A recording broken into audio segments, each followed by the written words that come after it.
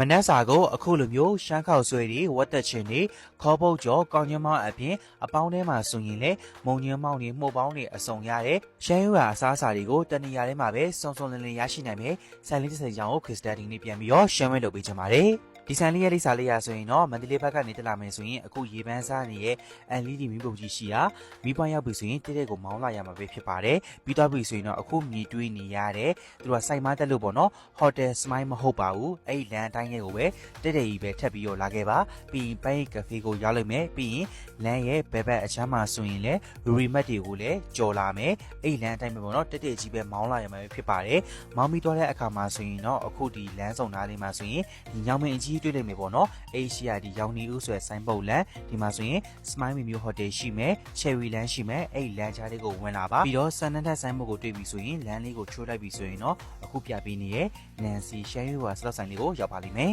ပြည်ဦးနယ်မျိုးရဲ့မျိုးသစ်ဇပူတီပါလန်နဲ့တင်ငီလန်ချာအေအေလန်တွေနှစ်မှာတည်ရှိရပဲဖြစ်ပါတယ်ဒီ Nancy ရှမ်းရွာစလောက်ဆိုင်လေးနဲ့ပတ်သက်ပြီးတော့ Crystal ဟိုးဆိုင်ရင်အဟောင်းကနေရ vlog လေးဒီမေးပြီးရပေါ့နော်အခုတပံဒီဆိုင်တက်မှာဆိုရင်ဒီလိုမျိုးမိသားစုတွေတငယ်ချင်းတွေအများကြီးနဲ့ထင်နေသူတွေအတွက်ဆိုရင်လည်းဝိုင်းကြီးနှစ်ဝိုင်းတော့ရှိနေပြီပေါ့နော်ဒီ Nancy ရှမ်းရွာစားတောက်ဆိုင်မှာဆိုရင်ရှမ်းရွာစားတောက်တွေကိုတနေ့ကောင်ရောင်းချပေးနေပြီးတော့အခုဆိုရင်ရှမ်းရွာမနက်စာလေးတွေကိုလည်းမနက်9နာရီကနေ12နာရီထိပြန်လည်ပြီးတော့ရောင်းချပေးနေပါပြီဒါလေးကကျတော့ဂျွန်ခေါက်ဆွဲစီချက်လေးပဲဖြစ်ပါတယ်ခရစ်စတေကကြက်ပေါင်ပေါင်းရဲ့ကြက်ချောင်းနဲ့ဘဲဥပေါင်းနဲ့မာထားပါပေါ့နော်ဒီဆိုင်ကလေခေါက်ဆွဲဂျုံသားလေးရဲ့တက်စတာလေးကနူးညံ့နဲ့စားလို့ကောင်းတယ်အေးတော့တဲ့အခါမှာဆိုရင်တော့လုံးဝထွေးမသွားဘူးပေါ့နော်နောက်ပြီးတော့လေအခုလိုမျိုးဝတ်တလုံးနေပြီးတော့ဝက်အုံနောက်တင်နေတဲ့ရှက်ခေါက်ဆွဲတွေကိုစားလို့ရရပေါ့နော်မနေ့စားတဲ့အခါမှာဆိုရင်ရွေးချယ်စရာခေါက်ဆွဲအနေနဲ့စံစီစံပွဲဂျုံခေါက်ဆွဲမီးရှည်စံပြားရွေးလို့ရရပေါ့နော်ဒီဆိုင်မှာကလေခေါက်ဆွဲပွဲတွေဆိုရင်ပေါ့နော်သူကရိုးရိုးကြက်သားဝက်သားနဲ့ပဲမှာမယ်ဆိုရင်တပွဲကို4တောင်ဟိုကဒါမှမဟုတ်ဘူးကြက်တလုံးနေ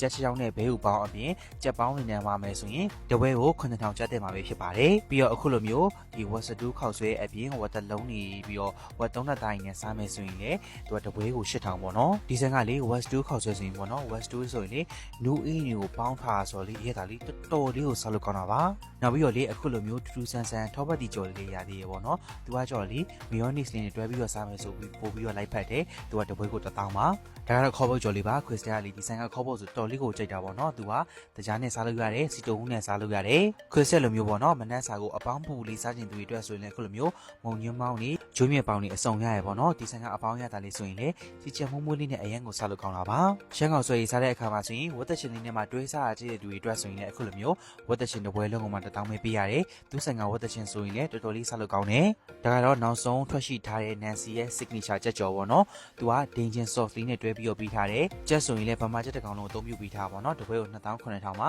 သူ့တိုင်းပဲစားရင်လည်းကောင်းတယ်လို့သူ့ရဲ့ဒီ Dangin sauce လေးက signature ပေါ့နော်တွဲဖက်ပြီးတော့စားမယ်ဆိုရင်အရတာလေးကလေတော်တော်လေးကိုစားလို့ကောင်းတာပါပြီးတော့အီးပြီးတောက်ဖို့အတွက်ဆိုရင်လည်းစပြည့်ပင်ဖိန်းနေအုံနှုတ်ပင်ဖိန်းနေပြီးတော့အခုလိုမျိုး not coffee တွေအပြင်ပိန်းတို့စစ်လည်းရပါသေးရဲ့သူရှိမှပိန်းတို့ဆိုရင်လေတစ်ခွက်ကောင်မှ3000နဲ့အရတာတော်တော်သားလို့ကောင်းတယ်မနေ့စားတဲ့အခါမှာဆိုရင်ရှမ်းဆလေးတွေကိုပဲစုံစုံလင်လင်စားခြင်းသူတွေအတွက်ဆိုရင်ဒီဆိုင်လေးမှာကတန်နီယာထဲမှာရရှိနေတဲ့ဖြစ်တဲ့ကြောင့်သွားစားကြည့်ကြဖို့တဲ့ Crystal ပြန်ပြီးတော့ share လုပ်ပေးလိုက်ပါတယ်